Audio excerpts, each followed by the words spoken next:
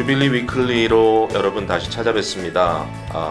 9월 10일에 저희가 녹화를 하고 있는데요.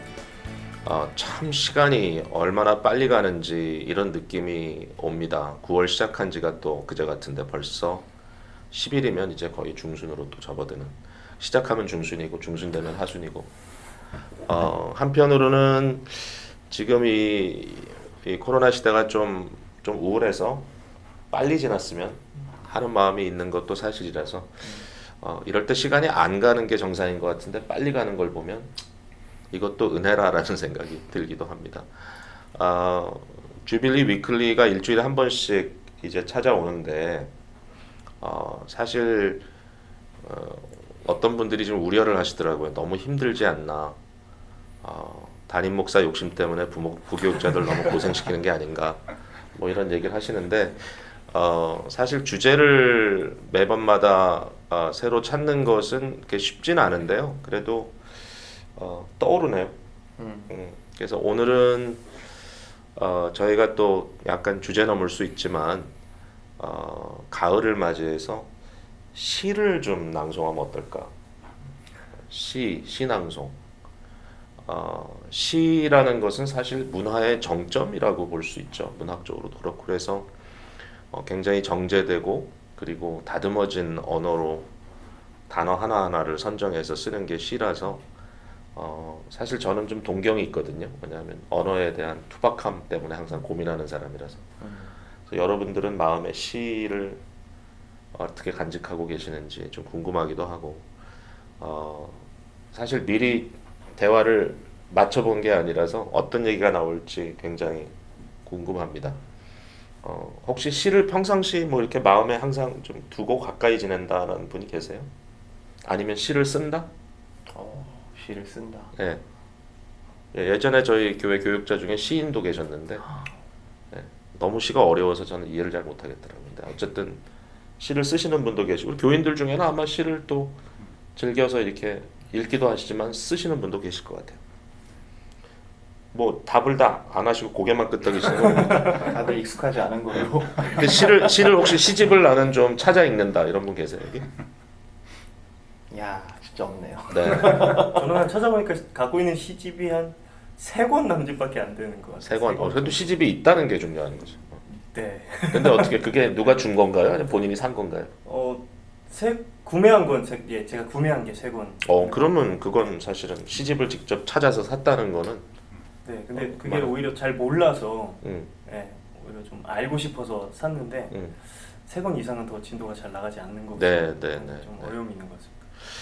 그래서 저희가 어쨌든 좀 한 분씩 그 마음에 닿는 시를 좀 찾아오십시오 이렇게 부탁을 드렸는데요. 이 시가 본인들이 항상 좀 이렇게 생각하고 머릿속에 이렇게 떠올리고 있는 시인지 아니면 정말 오늘 아침에 급조한 시인지 그거는 제가 양심에 맡기겠습니다만은 어쨌든 그 마음의 시를 좀 나눠주시고 오늘 이 시를 낭송함으로써 가을의 이 첫자락에서 우리 함께 하시는 우리 교우들 또 이 방송을 여기저기서 많은 분들이 또 보고 계신데 마음의 큰 위로와 좀 안식이 되는 시간이었으면 좋겠습니다. 오늘은 비도 좀 촉촉히 대지를 적셔주는 날이네요. 첫 번째는 그래도 시집을 3개 갖고 계신 우리 이성현 목사님께 한번 오프닝을 부탁하겠습니다.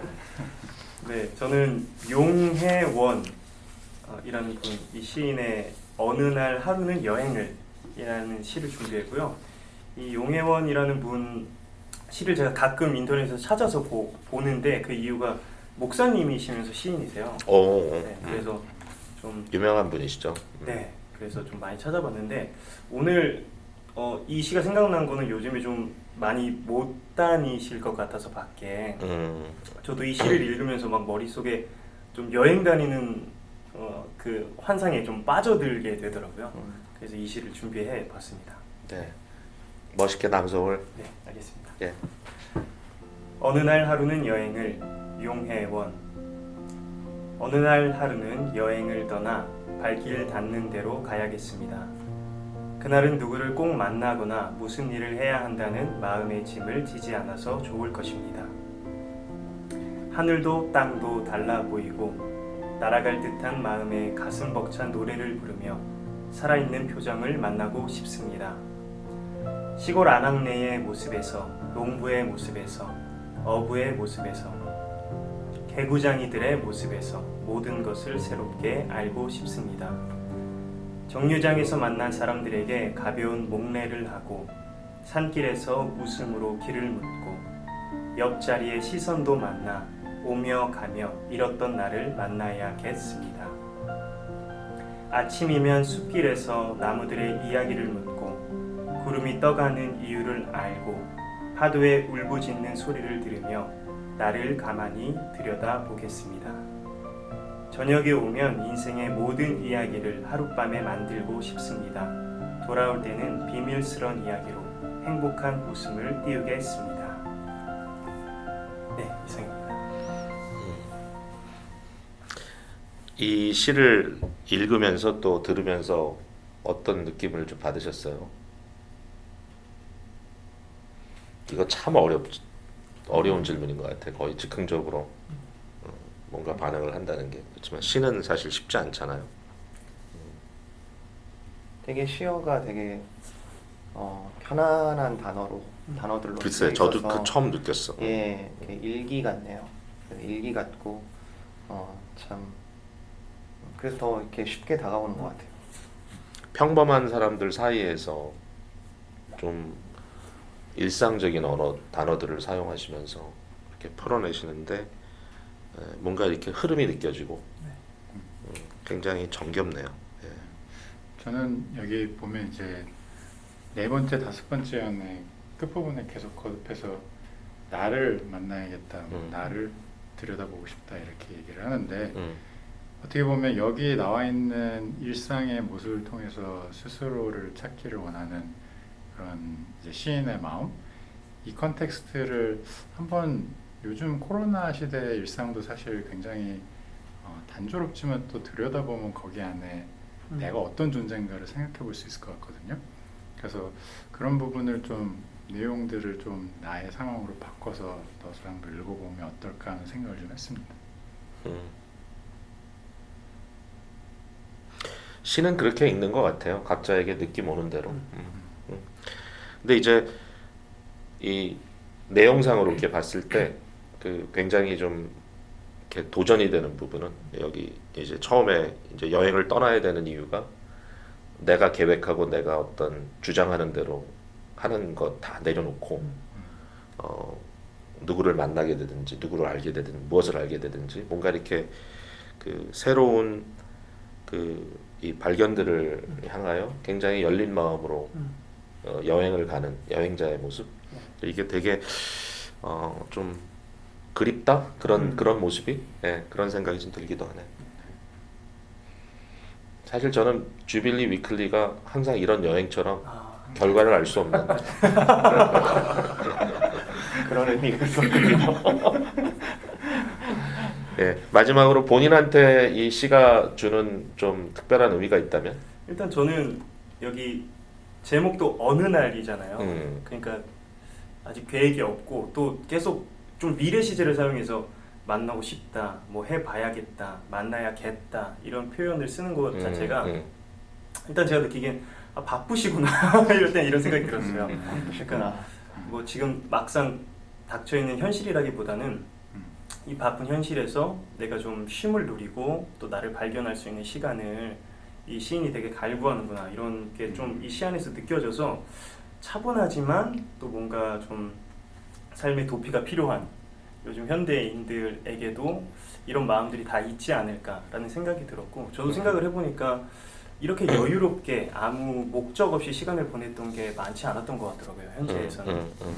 그래서 이런 시간들을 꿈꾸면서 또 내 삶 안에서 이런 좀 숨쉴 시간들을 좀 갖는 그런 것들을 생각하면서 이 시를 대했던 것 같고 그런 시간이 좀 있기를 좀 소망하는 시간이었던 것 같습니다. 우리 용혜원 시인은 여행을 통해서 자기를 발견하는 이제 그런 생각을 좀 가졌다면 두 번째 시는 제가 나눌게요. 예, 좀 연결이 되는 것 같아서 그 김남조 시인의 그 글인데 사실은 이제 제가 김남조 시인에 대해 생각을 하면 그 중학생으로서 이민 초기를 맞았을 때 제가 사실은 뭐 워낙 한국에서부터 뭐 국어를 좋아했다든지 뭐 국문학을 좋아했다든지 그런 게 전혀 아니고 사실은 중학교 1학년 때 그 국어가 왜 이렇게 어려웠는지 그때 배웠을 때 교과서로 그런 기억을 갖고 이제 이민을 왔는데 누가 줬는지도 모르겠어요. 근데 그때 기억하라 아침에 약속이 을일인가 하는 그 김남조 시인이지만 이제 에세이집이 있어가지고 중학생 때 이민 와가지고 그 책을 계속 반복해서 읽으면서 어떻게 보면 좀 우리말을 잊지 않게 해줬던 그런 책인 것 같아요. 그래서 이분의 글귀가 좀 익숙하기도 하고 또 이분의 삶을 봤더니 사실 올해가 93세인데 시집을 또 내셨더라고. 대단하시죠. 근데 이분이 이제 그 1950년 실제 이제 출판은 이제 53년이지만 시를 처음 써서 등단한 건 50년도인데 한국 전쟁 일어났을 때인데 그 참 한국의 그런 어려운 역사 또 오늘까지 이걸 다 이제 경험하신 분인데 중학생 때 일본에 가서 공부를 한 거야 이분이.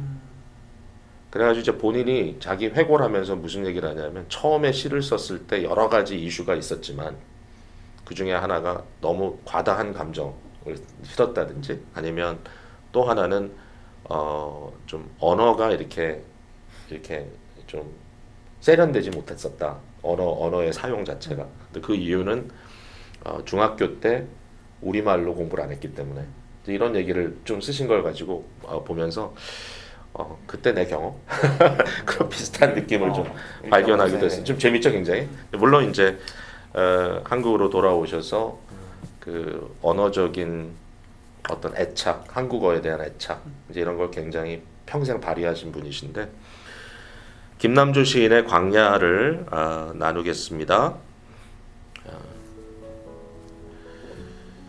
오늘 이미 저물녘이니 나의 삶 지극 민망하다. 시를 이루고자 했으되 뜻과 말이 한 가지로 남루이었을 뿐. 생각느니 너무 오래 광야에 가보지 못하였다. 그곳은 키 큰 바람들이 세월 없이 기다려 있다가 함께 말없이 오래오래 지평을 바라보아 주는 곳. 그러자니 그럭저럭 성인이 좀 되어서 돌아오는 곳. 삶의 가열한 반의 얼굴. 혼이 굴종당하려 하면 생명을 내던지고도 일어설 엄정한 계율을 이 시대 동서남북 어느 스승이 일깨워주는가. 어느덧 나는 사랑을 말하지도 않게 되고 번뇌하는 두통과도 헤어져 반수면의 수렁에서 안일 나태한 나날이다가 절대의 위급이라고 음습한 독백에 부대끼노니 필연 광야에 가야겠다. 그곳에서 키 큰 바람들과 말없이 오래오래 지평을 바라봐야겠다. 눈과 머리와 가슴과 지쳐 드러누운 내 영혼까지 그곳에 다 함께 있어야겠다.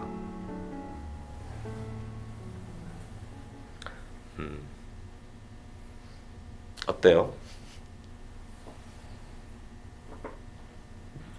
일단은 시를 읽자마자 바로 느낌을 이야기하는 건 제일 쉽지 않은 일 같아요. 근데 그 시인도 참 현재 나의 서 있는 자리와 광야를 동경하는, 광야에 다녀와야 될 그 이유들을 마음속에 떠오르는 것들을 이렇게 적은 걸 보니까 우리가 서 있는 자리를 좀 다시 돌아보게 되는 것 같아요. 네. 지금 제가 시를 뭐 지금 2편 읽어주셨는데 제 스스로가 놀라는 게 제가 글자를 읽는 것의 그 생각의 속도가 너무 정신없이 빠르구나 라는 걸 지금 굉장히 지금 놀래고 있는 것 같아요. 이 심상을 따라가지를 못하고 지금 너무 빨리 우리가 신문 기사 읽듯이 그렇게 하는 거 보니까 광야 근처에도 못 간 것 같습니다. 저는 이 부분이 여기 네 번째 연이 너무 많은 생각을 하게 하는 것 같아요. 어느덧 나는 사랑을 말하지도 않게 되고 번뇌하는 두통과도 헤어져 반수면의 수렁에서 안일 나태한 나날이다가 절대 위급이라고 음습한 독배에게 부대기노니. 그러니까 이 시인도 어찌 보면은 계속해서 뭔가 창작을 해야 되고 내 안에 있는 것들을 잘 또 정리하고 만들어내서 누군가에게 영향력을 주어야 하고 계속 고민하고 번뇌해야 되는데 그런 것들이 이제 너무 무뎌진 자신을 안타깝게 보는 시선인 것 같아서 사실 요즘 뭐 목회자도 저는 비슷한 점이 있을 거라고 생각이 드는데요. 네, 그런 점을 생각하면 사실은 이제 그 맥이 통하는 것 같아요. 네. 그러니까 이제 이분이 이 시에서 고민하는 건 직업 시인으로서 시를 써야 하는데 네. 사실상 영혼을 짜내는 게 이제 시의 역할이라면 실제로 그 일을 할 수 있는 기능 자체가 이미 사라진 거죠. 왜냐하면 사랑하지도 않고 네. 또 번민하지도 않고 이제 삶 자체가 굉장히 밋밋해진 상태에서 무슨 시가 나오겠는가. 그러니까 이제 이게 그 목회자도 이제 그게 직업화됐을 때 결국 우리는 계속 다가오는 일들을 해야 되고 성경도 의무감으로 좀 봐야 되고 결국 설교도 해야 되고 하는데 사실은 영혼의 호흡이 없이 설교가 안 되잖아요. 말씀이 이해되지 않는데 이제 거기에 대한 깊은 고민. 그러니까 사실 이 광야라는 그 어떤 동경이 너무 당연한 것 같다. 그 생각이 좀 많이 오고 사실은 이제 그 고독이라는 짧은 시를 제가 옆에 좀 소개를 했는데 이제 나 다신 너 없이 살기를 원치 않으마 진실로 모든 잘못은 너를 돌려놓고 살려는 데서 빚어졌거니와 내 이름은 고독. 그러니까 사실은 고독을 상실한 채로 그러니까 하나님과의 이 코람데오의 대면을 상실한 채로 우리가 사실 해야 할 일을 한다는 것은 불가능한데 이제 그것을 원치 않는 거죠. 왜냐하면 사실 그건 너무 어떨 때는 좀 너무 심각하고 고통스럽기도 하고 내 자신 성찰이 필요하고 참 마음에 굉장히 도전되는 시였습니다. 요즘에 그 뭐 저희 교회도 앞에 써 있지만 Come to me and rest. 나에게로 와서 쉬어라. 이제 이런 말씀을 이제 좀 묵상하는 가운데 주님께 나아가서 쉰다는 게 어떤 이미지일까라고 했을 때 몸이 편해지고 뭐 내가 하고 싶은 대로 다 하고 이런 안식이 아니라 좀 광야의 이미지랑 좀 많이 겹치는 것 같아요. 근데 사실 그 말씀 뒤를 보면은 내게로 와서 내 멍에를 메라. 그치. 예, 배우라. 배우라. 나에게로 와서 배우라. 이런 얘기를 하시면서 광야에서 홀로 주님과 마주하면서 성숙해지는 그런 이미지가 아닐까. 아직 광야에 제가 못 들어가 봤다고 얘기했지만 예, 그런 이미지가 아닐까. 네, 그런 쉼이 필요하구나. 지금 이 시인도 전 이 단어가 참 와닿는데요. 필연 광야에 가야겠다. 그러니까 꼭 필요하다는 거죠. 예, 그러니까 우리가 살면서 이런 동경을 해볼 것 같아요, 우리 모두가. 근데 지금 가도 되나, 가야 되나, 아니면 갈 수 없나, 뭐 여러 가지 혼란 속에서 되게 잠잠한, 담담한 어떤 표현, 필연, 나는 광야에 가야겠다. 굉장히 와닿네요. 네. 뭐 시간상 넘어가야 되겠는데요. 우리 일정을 보니까 여기 김남조 시인 글이 하나 더 있는데 이건 조금 뒤로 미루기로 하고 네. 우리 안민환 전도사님 선택한 시를 한번 볼까요? 네, 저는 오늘 아침에 박선영 목사님께서 시에 관해서 우리 한번 이야기해보자 이렇게 얘기하셔서 제가 수업 중에 부랴부랴 생각이 스쳐 지나간 것이 제가 한 10여 년 전에 학부 대학생활 할 때 페이스북에 이제 한참 자기 필에 충만해서 이렇게 끄덕거렸던 그 일기를 가져왔습니다. 근데 그 일기 안에 이제 윤동주 시인의 두 가지 시가 포함되어 있는데요. 제가 그냥 그 페이스북에 제가 썼던 그 일기를 그냥 쭉 한번 읽어보겠습니다. 아, 좋네요. 네. 쉽게 쓰여진 일기, 쉽게 쓰여진 시, 윤동주. 창밖에 밤비가 속살거려 육천방은 남의 나라. 시인이란 슬픈 천명인 줄 알면서도 한 줄 시를 적어볼까. 땀내와 사랑내 포근히 품긴 보내주신 학비 봉투를 받아 대학 노트를 끼고 늙은 교수의 강의를 들으러 간다. 생각해보면 어린 때 동물을 하나 둘 죄다 잃어버리고 나는 뭘 바라 나는 다만 홀로 침전하는 것일까. 인생은 살기 어렵다는데 시가 이렇게 쉽게 쓰여지는 것은 부끄러운 일이다. 육천방은 남의 나라. 창밖에 밤비가 속살거리는데 등불을 밝혀 어둠을 조금 내몰고 시대처럼 올 아침을 기다리는 최후의 나. 나는 나에게 적은 손을 내밀어 눈물과 위안으로 잡는 최초의 악수. 그리고 그 밑에는 이제 제가 짧게 노트를 썼습니다. 그래서 2009년 봄학기가 시작되었다. 봄학기 첫 수업을 들으러 아침부터 분주히 준비하여 강의실로 갔다. 검은색 뿔테 안경을 묵직하게 쓰고 강의실로 들어서는 허리가 구부정한 노교수. 이번 학기 전 근대 일본 역사 수업 교수인가 보다. 한국을 바로 알고자 일본 역사 수업을 선택했다. 일본에 대해 공부해야 할 필요성을 저번 학기 한국 역사 수업을 들으면서 절실히 느끼고 있었다.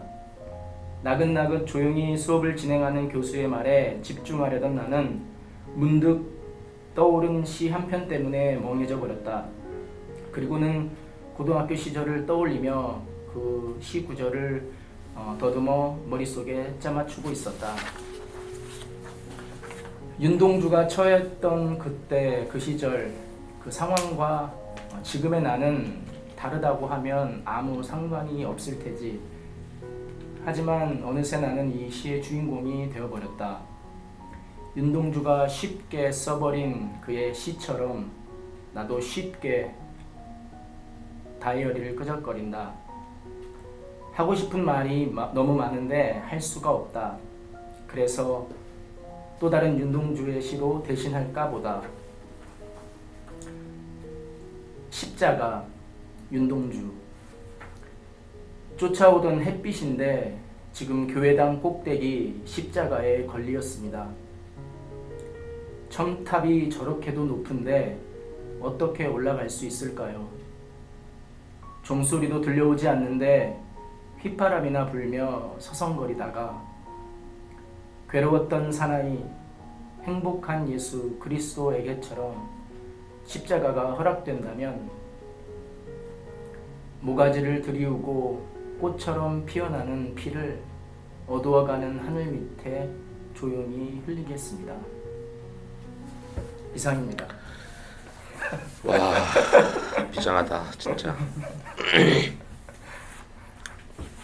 윤동주 시인이 되게 어릴 때잖아요, 이게. 그렇죠. 굉장히 일찍 돌아가셨으니까. 네. 근데 어떻게 이렇게 클래스가 다른 시를 쓸 수 있었을까? 대단히. 근데 그때 감정을 좀 설명해봐요. 그때 왜 이렇게 비장한 순교의 정신으로 공부를 하고 있었는지.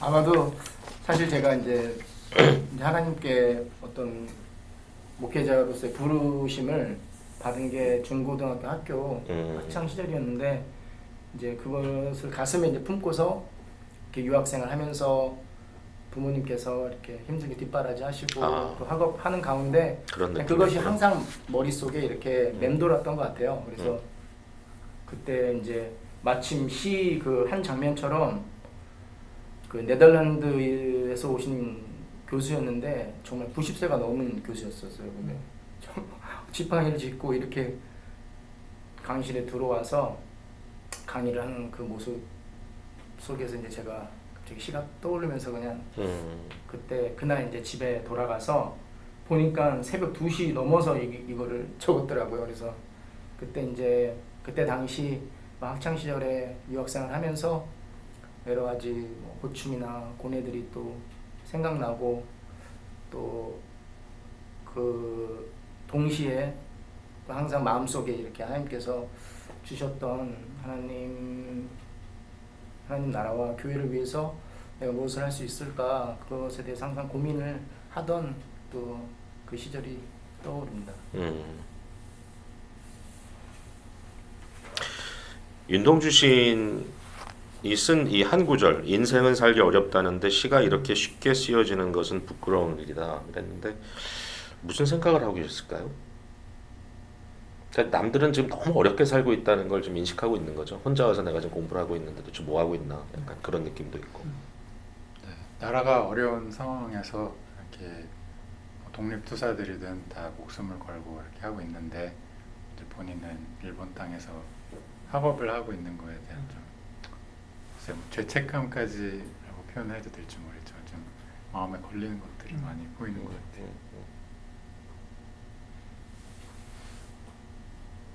그런 느낌이었군요. C.S. 루이스가 쓴 글 중에 갑자기 루이스 얘기가 나오네.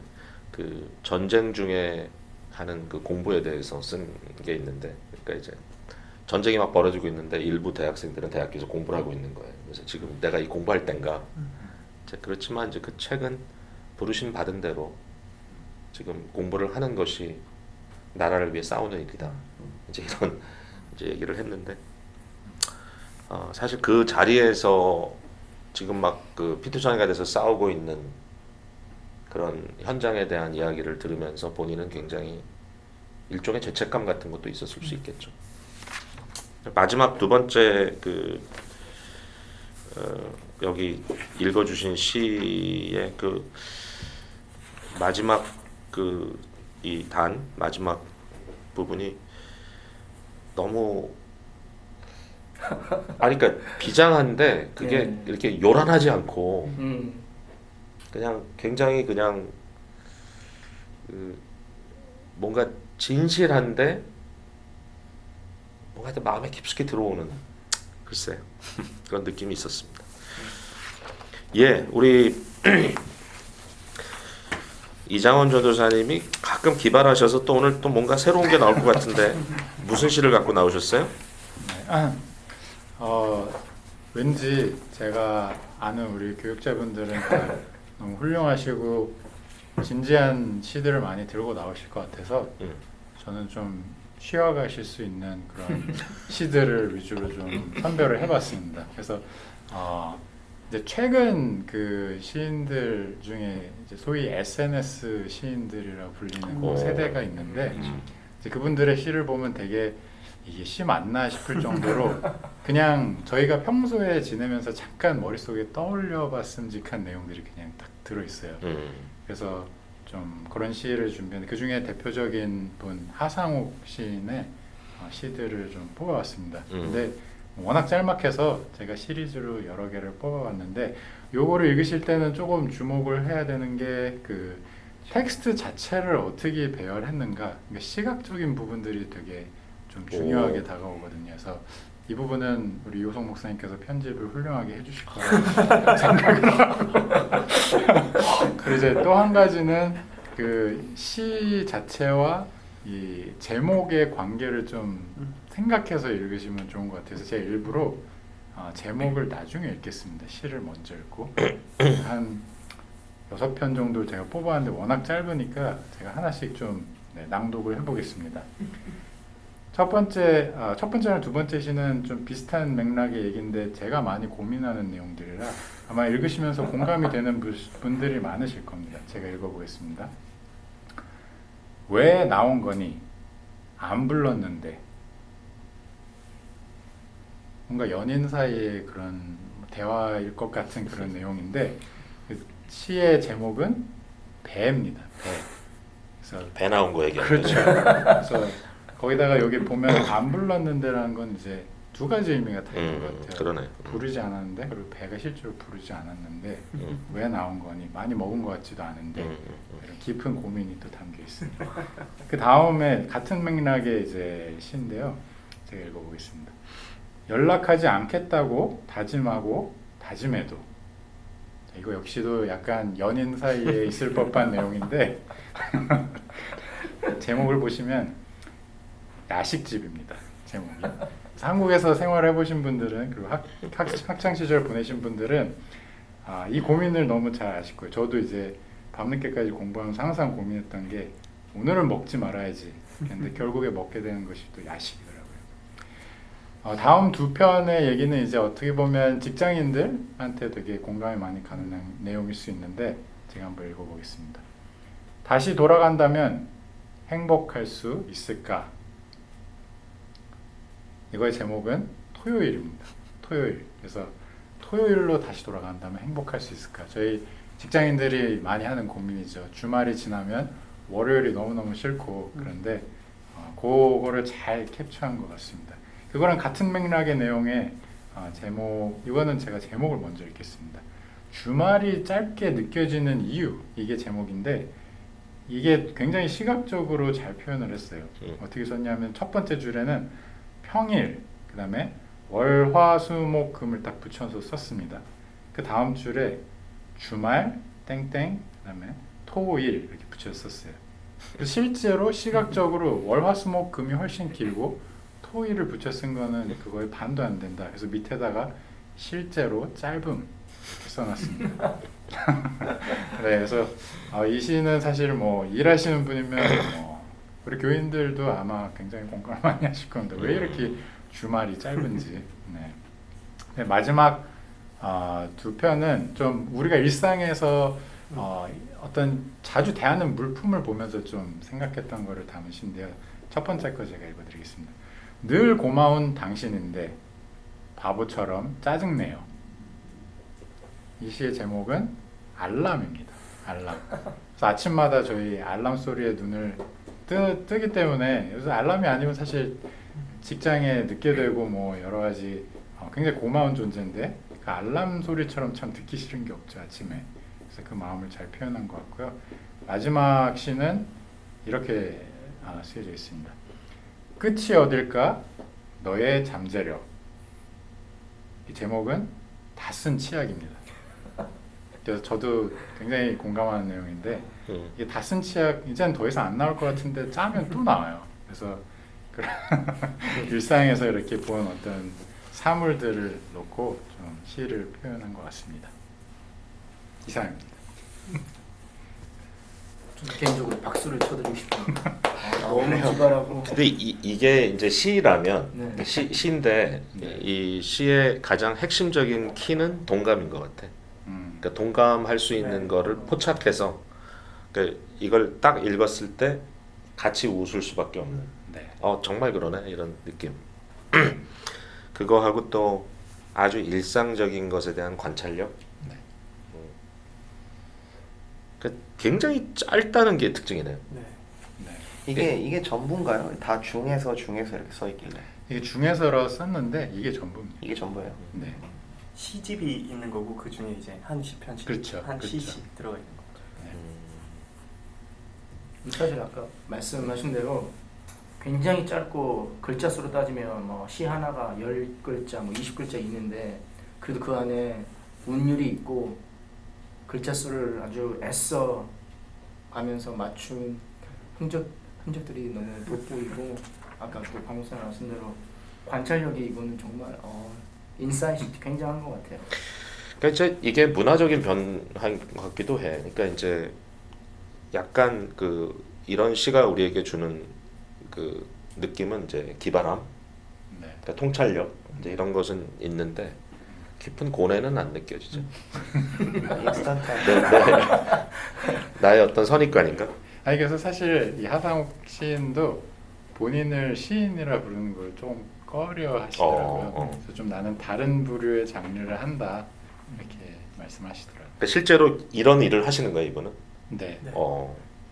아주 재밌네요. 재밌습니다, 정말. 네, 감사하고 또 이런 분들을 또 끄집어내 주셔서 요즘 굉장히 많이 알려진 분인가 보죠? 네. 네. 참 젊은 세대들은 저도 배우도록 하겠습니다.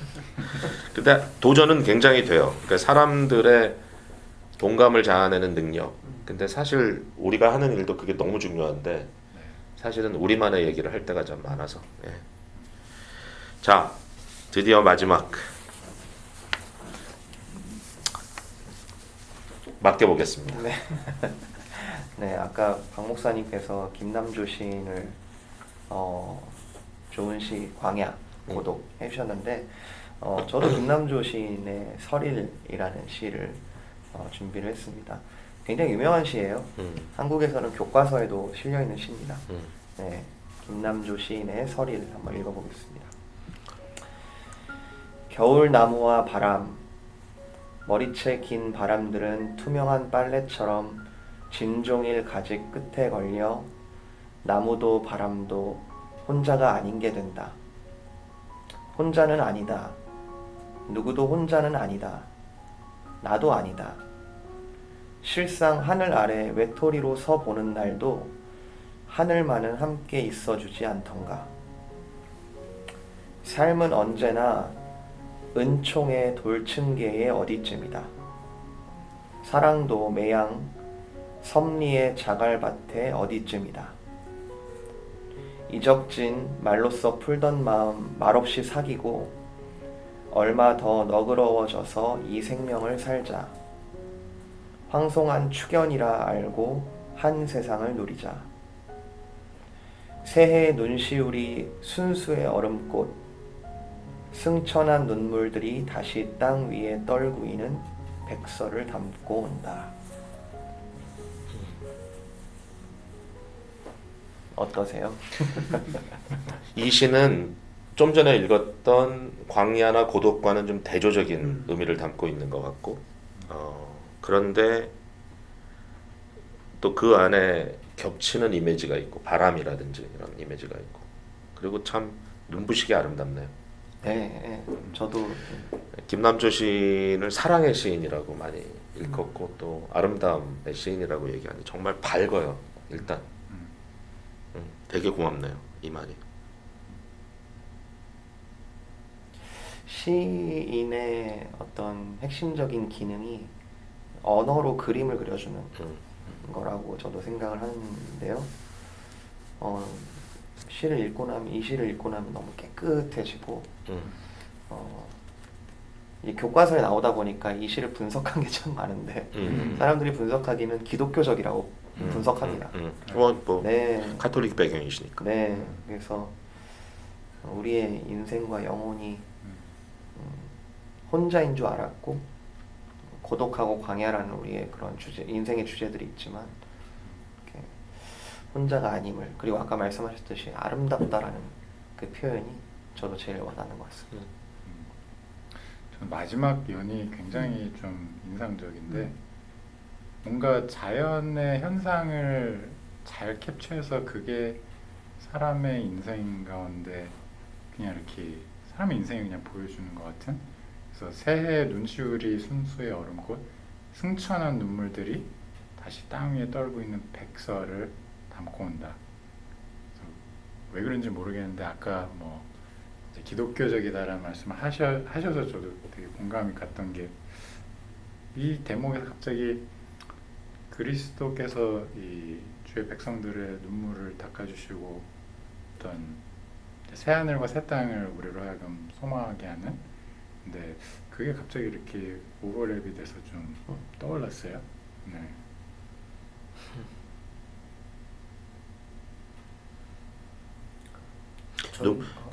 저는 약간 우스갯소리인데 첫 이 연을 이제